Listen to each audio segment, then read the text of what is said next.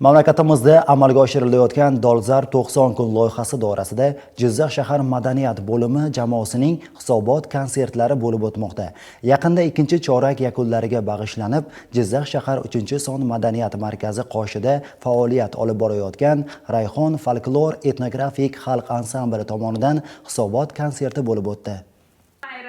Jizzax shahar 3-son madaniyat markazi qoshida faoliyat olib borayotgan Rayhon folklor etnografik xalq ansambli tomonidan hisobot konserti Jizzax viloyat ko'zi ojizlar kutubxonasida bo'lib o'tdi. Konsert dasturida xalq og'zaki ijodiyoti, milliy urf-odatlar, kuy va qo'shiqlar mujassam bo'lgan folklor chiqishlar hamda milliy raqslar ijro etildi va xalqimizning qadimiy turmush tarzi aks ettirilgan sahnalar ham tomoshabinlarda katta taassurotlar qoldirdi.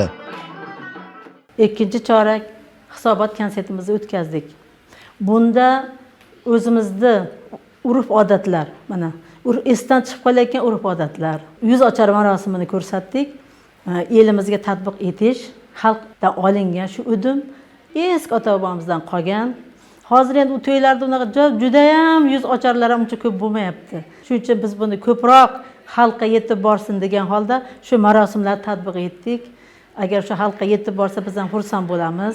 Tadbirning asosiy maqsadi yoshlarning bo'sh vaqtini mazmunli tashkil etish, ularni san'atga keng jalb qilish, shu bilan birga ko'zi ojizlar kutubxonasi xodimlari va keng jamoatchilik uchun madaniy hordiq olish imkoniyatlarini yaratishdan iborat bo'ldi. Tadbir orqali viloyatimizda badiiy havaskorlik jamoalari va estrada xonandalarini moddiy ma'naviy jihatdan qo'llab-quvvatlash, ular uchun yangi imkoniyatlar yaratish ham ko'zda tutilgan. Rayhon ansambl a'zolari loyihadan ruhlangan holda ijodiy faoliyatini yanada jonlantirish niyatida ekanligini bildirishdi.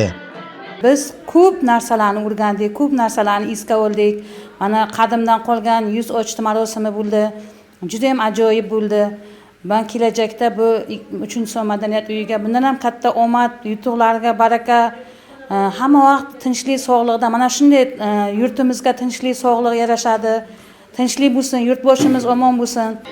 Jizzax shahar 3-son madaniyat markazi qoshida faoliyat olib borayotgan Rayhon folklor etnografik xalq ansambli tomonidan hisobot konserti ijtimoiy guruhlarning madaniy hayotda faol ishtirokini ta'minlashga xizmat qilmoqda.